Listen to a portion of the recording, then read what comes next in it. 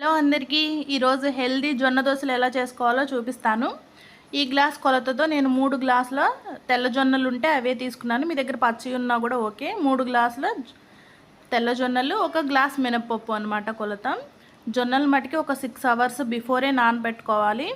నేను మినపప్పు వచ్చేసి ఒక 2 అవర్స్ ముందు నానబెట్టాను. అందులో 1 స్పూన్ మెంతులు కూడా వేసి. మనకి జొన్నలు చాలా హెల్దీ బెనిఫిట్స్ ఉంటాయి కదా. సో ఎప్పుడన్నా వీక్లీ వన్స్ మీరు ఇలా కూడా ట్రై చేయండి. రైస్తో వేసుకునే దోశల్లాగే సేమ్ టేస్ట్తో వస్తాయి. సేమ్ టెక్స్చరు, కలరు సేమ్ యాస్టీస్ అలాగే ఉంటాయి. మనం జొన్నలతో చేసుకున్నామన్న ఫీలింగే తెలియదు అనమాట. సో అవి నానేదాకా బాగా వాష్ చేసుకొని నేను సపరేట్గా గ్రైండ్ చేస్తున్నాను. ఎందుకంటే జొన్నలు గ్రైండ్ అవ్వడానికి టైం పట్టుద్ది కదా, అందుకని జొన్నల్ని విడిగా గ్రైండ్ చేసుకున్నాను. తర్వాత మినపప్పుని విడిగా గ్రైండ్ చేసి పెట్టుకున్నాను. కొంచెం అంటే కొంచెం రైస్ వేసాను, ఎందుకంటే మనకి ఆ రెడ్నెస్ రావడం కోసమని. అటుకులు ఉన్నా కూడా మీరు వేసుకోవచ్చు. నా దగ్గర అటుకులు లేవు, ఇంకా అందుకే రైసే వేసేసాను కొంచెం. ఇంక మిక్సీ పట్టేసి 2 బాగా చేత్తో తిప్పేసి బాగా కలుపుకోవాలన్నమాట. మనందరికీ తెలుసు కదా, జొన్నలు చాలా ఫైబర్ ఉంటుంది.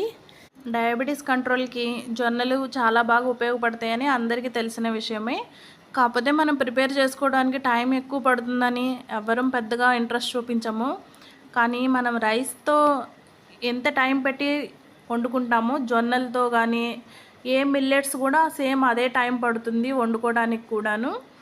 సో ఇంక నేను 2 పప్పులు గ్రైండ్ చేసుకున్నాను కదా, ఇంకా మొత్తం బాగా కలిసేటట్టు మిక్స్ చేసుకుంటున్నాను. చేత్తోనే కలిపేసానండి. బాగా 2 మిక్స్ అయ్యేటట్టు కలిపేసి నేను ఒక స్టీల్ కంటైనర్లోకి తీసుకొని ఉంచుకున్నాను. నైట్ అంతా ఫర్మెంటేషన్ అవుతుంది కదా, అందుకని.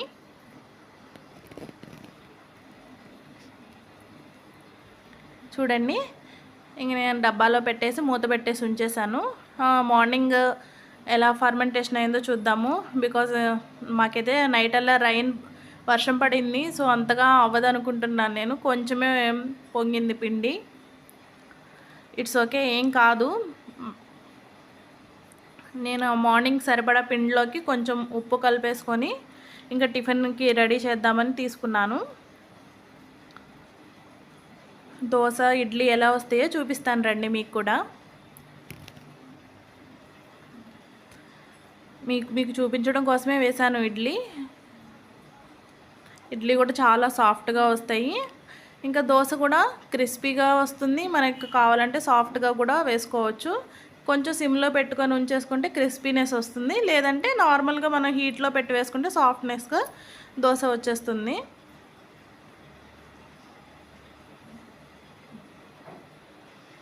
చూడండి, ఇడ్లీ కూడా సాఫ్ట్గానే ఉంటాయండి. చాలా బాగుంటుంది టేస్ట్ అయితేను. మీరందరూ కూడా ట్రై చేయండి. ఇంట్లో మనం వేసుకొని తింటుంటే పిల్లలు ఆటోమేటిక్గా అలవాటు పడతారు హెల్దీ ఫుడ్ తినడానికి. ఇంకా మార్నింగ్ బ్రేక్ఫాస్ట్లో అయితే బీరకాయ తొక్కు పచ్చడి చేశాను. ఇంకా అది కలిపేసి టిఫిన్ కంప్లీట్ అయిపోయింది. ఈవినింగ్ మా బాబు స్కూల్ నుంచి వచ్చినాక వాడు వేసుకుంటానంటే వాడికి పిండి కొంచెం కలిపేసి ఇచ్చిన. ఇంకా ఈవినింగ్కి బాగా ఫర్మెంటేషన్ అయిందండి, చాలా ఈజీగా వచ్చినాయి. వాడు కూడా వేస్తున్నాడు చూడండి. ఎక్కడ మనకి ప్యాన్కి అతుక్కోవడం కానీ అట్లా ఏముండదు. చాలా ఈజీగా పిల్లలు కూడా వేసుకొని తినేయచ్చు అనమాట. తెలీదు పిల్లలకి మనం ఏదో మిల్లెట్స్తో చేసి పెట్టామనే విషయమే వాళ్ళకి తెలియదు. నార్మల్ దోశల్లాగే వచ్చేస్తాయి కాబట్టి వాళ్ళు నార్మల్ బియ్యపు దోశలే అనుకుంటారు. చూడండి ఎంత రెడ్నెస్ వచ్చిందో. మీరందరూ కూడా ట్రై చేసి ఎలా వచ్చిందో దోశలు కామెంట్ చేయండి. అలాగే నా వీడియోస్ నచ్చుతున్నట్లయితే సబ్స్క్రైబ్ చేసుకోండి.